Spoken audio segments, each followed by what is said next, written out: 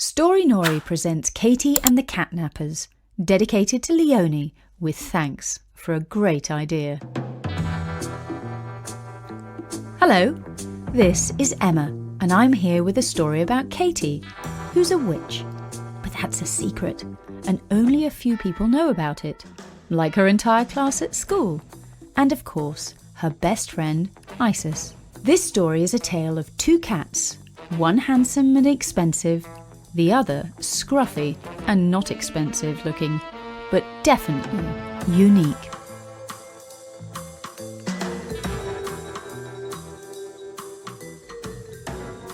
Mark Antony is a British blue cat with a blue-grey coat and pointy ears above his owl-shaped face. He wears a lordly expression of serene satisfaction with himself and the world, and when he moves, which is not over often, it is with dignity and grace. Mark Antony's owner is somebody we know well. Her name is Isis, Katie's best friend, who prides herself on doing things not just well, but perfectly. Before she chose a cat, Isis spent long evenings on the internet scrutinising every breed for looks, temperament, and health. Not long after, Mark Antony arrived. Katie came round to see him. He liked her instantly. She scratched his chin while he purred and squeezed his eyes into tightly closed slits of sheer contentment. Isis asked, "Do you think you could make him talk?" And Katie said, "Well, I don't know. Witches talking cats are special." "Oh, go on, do try. I would love to know what he thinks about." So Katie tried the cat talk spell on him. But as she expected, the most he said was... Mark Antony was the sort of cat who liked to keep his opinions to himself. Not at all like Katie's own cat, Solomon, who can be pretty mouthy. As the months went by, Mark Antony matured into an even more fine-looking animal, as befitted a cat of his extended pedigree. Isis had intended him to remain inside the house. The weather became warmer, and his large yellow eyes were fixed on the birds in the garden through the French window. His day of freedom came when he jumped through an open window. He chose a sunny spot by the goldfish pond. From then on, he was allowed out into the garden. Mark Antony was not quite a fully grown cat when disaster struck. Katie was one of the first to hear the news when she received an emotional phone call from Isis. They took Mark Antony. "What do you mean, they took him? Who took him?" asked Katie. The catnappers. "Are you sure? Cats like to go roaming, you know. They usually come back when they get hungry or bored with the menu at the house where somebody's feeding them on the sly." No. 3 expensive felines have gone missing on our street in 1 week. A police detective came round and told us that there's a gang of catnappers operating in the neighbourhood. Oh, dear. That does sound bad. I hope Solomon's okay. Katie, I don't think you have to worry. Solomon is hardly worth anyone stealing. Oh, I don't mean to be rude. He is very special to you, unique. But nobody would pay a lot of money for him. Looks-wise, he's just an ordinary black cat without any pedigree at all. "Yes, I suppose you're right," said Katie, who wasn't offended.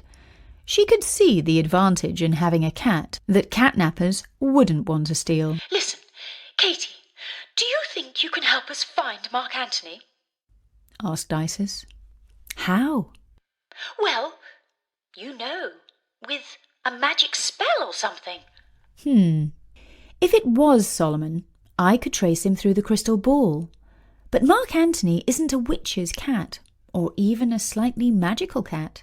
He's just an expensive pedigree who won't show up in any crystal. "Surely there's something you can do." "Well, I don't know," said Katie, "but I'll consult some books."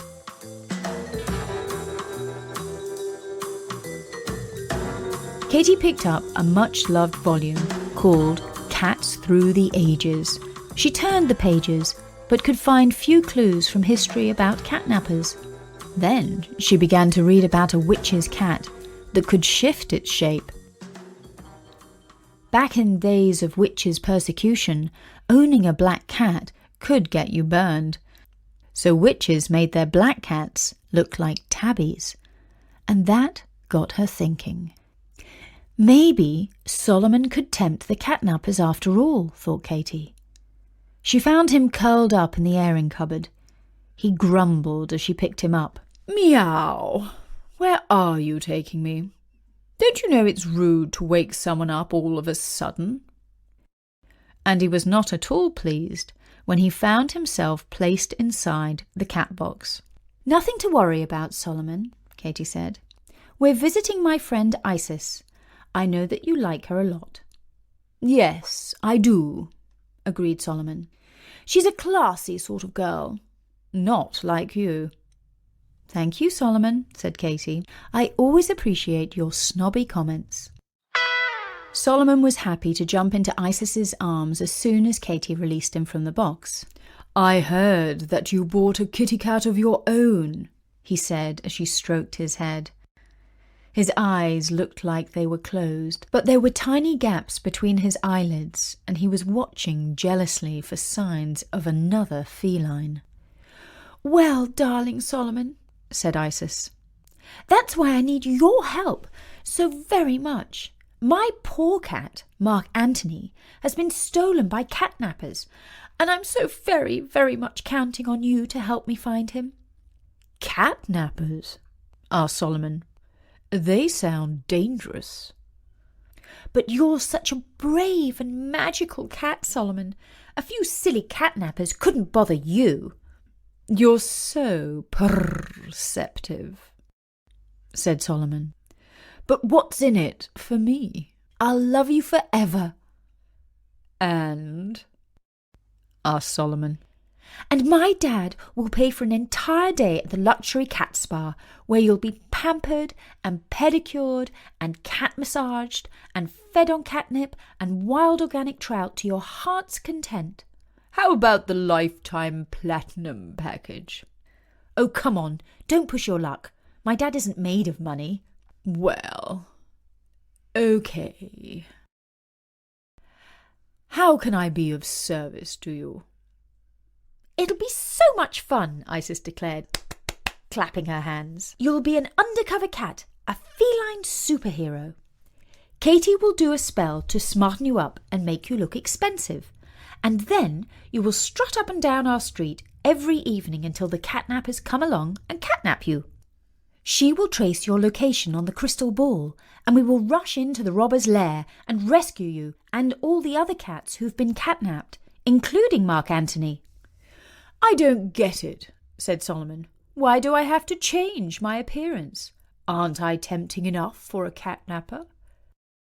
Isis sighed. "Shall we tell him, Katy?" "No, just let him focus on the reward for being brave." Katy's spell took no more than a few seconds. Afterwards, Solomon admired himself in the mirror. He now had a golden coat with dark spots and a shiny, expensive shimmer when he moved. "Nice," he said. "I'm a Bengal. I like it."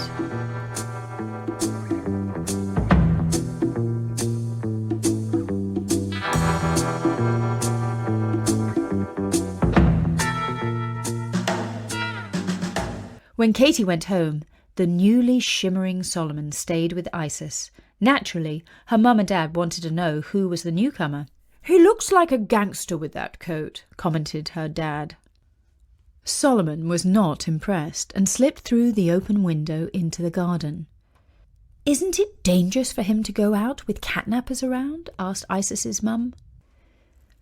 Isis would never tell a lie, but you can't always explain to parents about magic, and so she invented a story that was the next best thing to the truth.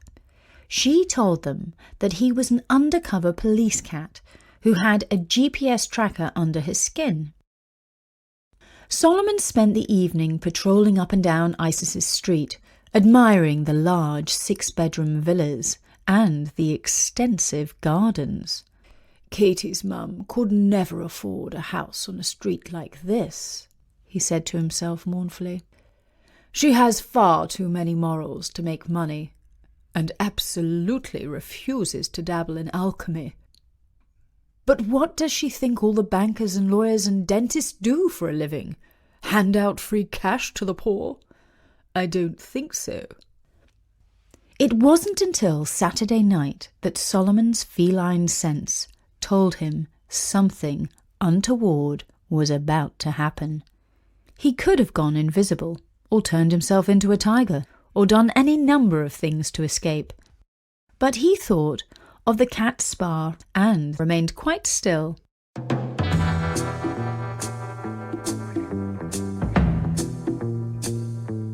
A large hand picked him up and dropped him into a box. A lid came down and shut out the moonlight. It was pitch black inside. He didn't like that.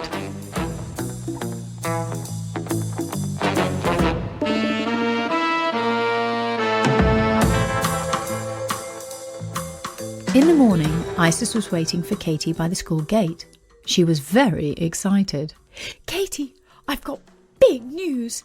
There was no sign of Solomon this morning. I think he's been catnapped." "Oh," said Katie. "I'd been expecting it for sure, but even so, it's still shocking. Oh, I do hope he's safe."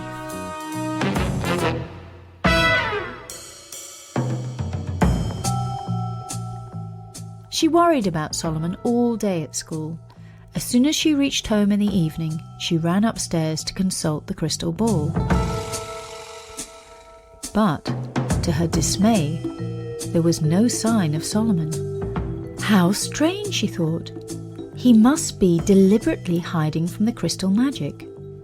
Unless, of course, something dreadful has happened to him.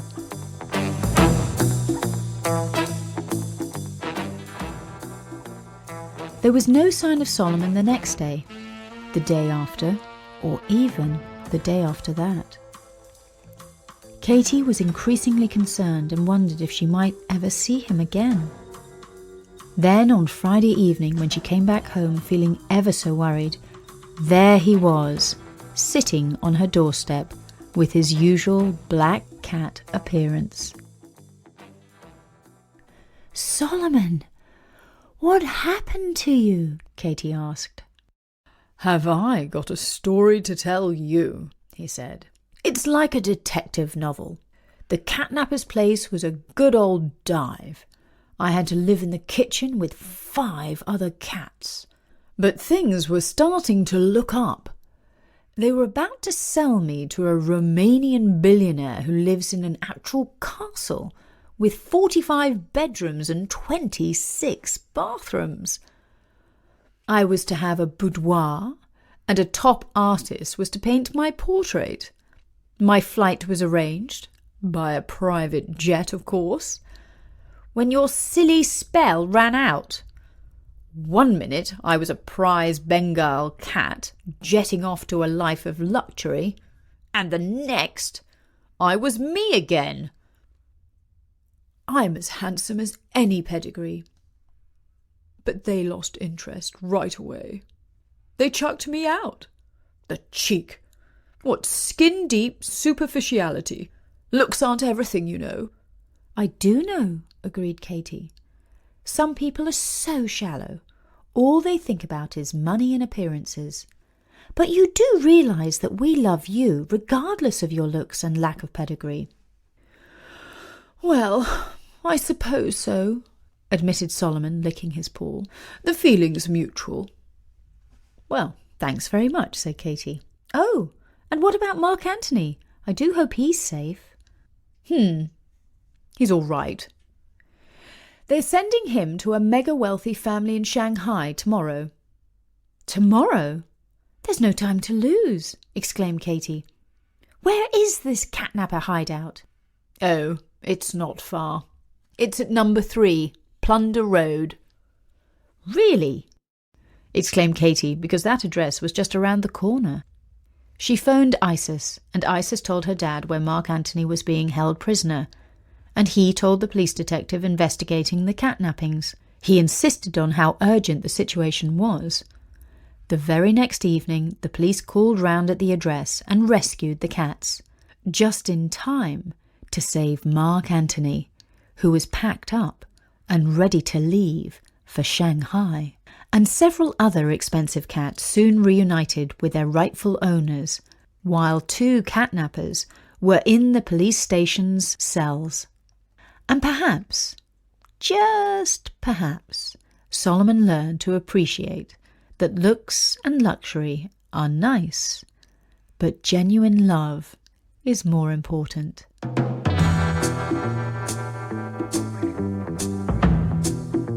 All the same, he did enjoy his reward day of pampering at the cat spa. And that was the story of Katie and the Catnappers, written by Bertie and read by me, Emma Wilson, for storynori.com.